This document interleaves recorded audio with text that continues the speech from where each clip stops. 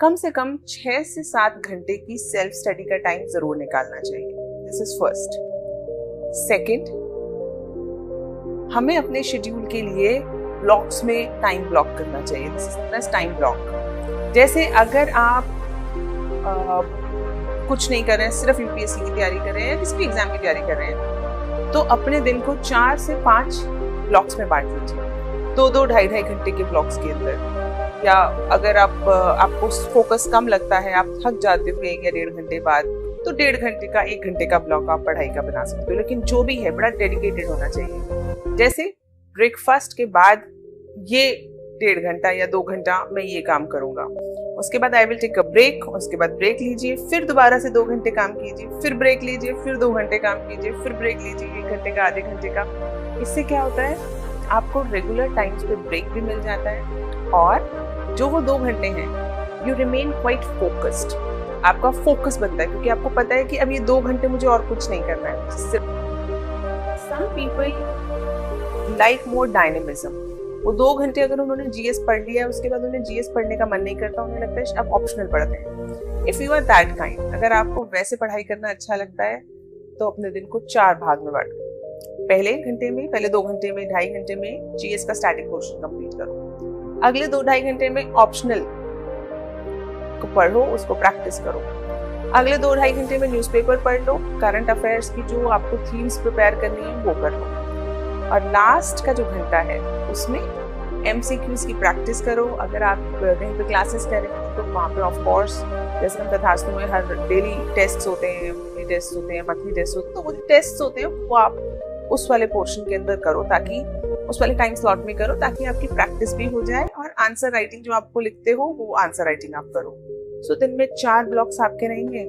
You also know what you have to do. This is one way of study.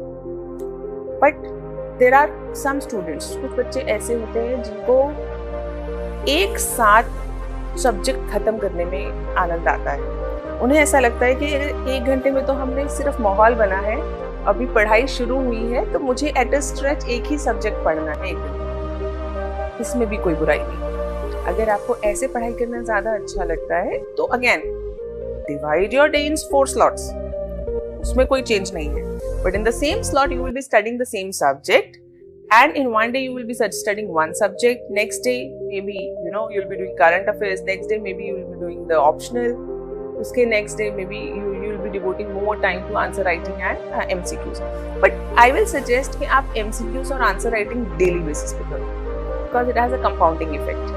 The moment you write daily, जैसे compounding effect के कारण बहुत जल्दी growth होती है, उसी तरह से आपके स्किल्स में बहुत तेजी से एक्सपोनेंशियल ग्रोथ आती है। जब भी आपको कोई फ्री टाइम मिले, आप उस फ्री टाइम के अंदर कोशिश करो कि ऐसी वाली जो एक्टिविटीज हैं जो आप उस दौरान कर सकते हो वो कंप्लीट कर लो। जैसे कि न्यूज़पेपर पढ़ना 1। अगर आपके पास ऑनलाइन एक्सेस है, आजकल सबके पास होता है, तथास्तु भी ऑनलाइन एक्सेस देता है, आपके ऊपर आप डाउनलोड करके रख सकते हो। तो आप मेट्रो से आ रहे हो, जा रहे हो, बस से आ रहे हो, जा रहे हो, लेक्चर सुन लो एटलीस्ट। उससे क्या होता है, आपका बहुत टाइम सेव हो जाता है। बाद में नोट्स आप घर जाके बना लो, आपका डबल रिवीजन होगा। या फिर आप अगर खाली ऑफिस में हैं, आपको लगता है लंच ब्रेक है, तो आप उस वक्त पे कि बहुत सारे लोग आसपास होंगे तो आप याद नहीं कर पाओगे। उस समय पे नया टॉपिक पढ़ने से कोई ज्यादा फायदा नहीं होता।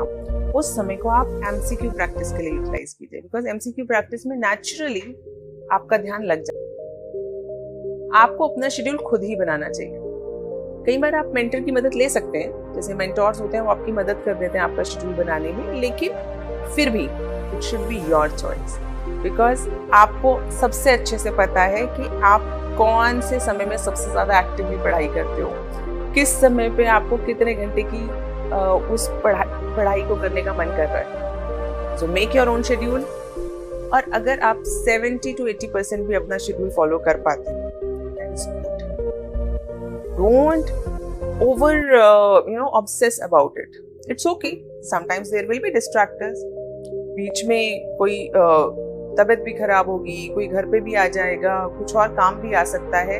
तो अगर ऐसा होता है, अपने शेड्यूल में हमेशा एक थोड़ा सा पोर्शन एक्सीजेंसीज के लिए रखना चाहिए। जैसे मे बी एक दिन रख लिया आपने सैटरडे या संडे में से कि whatever will be left in the day in this week, जो भी हमारा पर डे थोड़ा बैकलॉग अगर कुछ है वो मैं संडे को कंप्लीट करता हूँ। तो आपके पास एक दिन है जिसमें अगर कुछ रह गया है, कुछ आप नहीं कर पाए, कुछ और डिस्ट्रैक्टर आ गया, तो आप उसमें वहाँ पे उसको मैनेज कर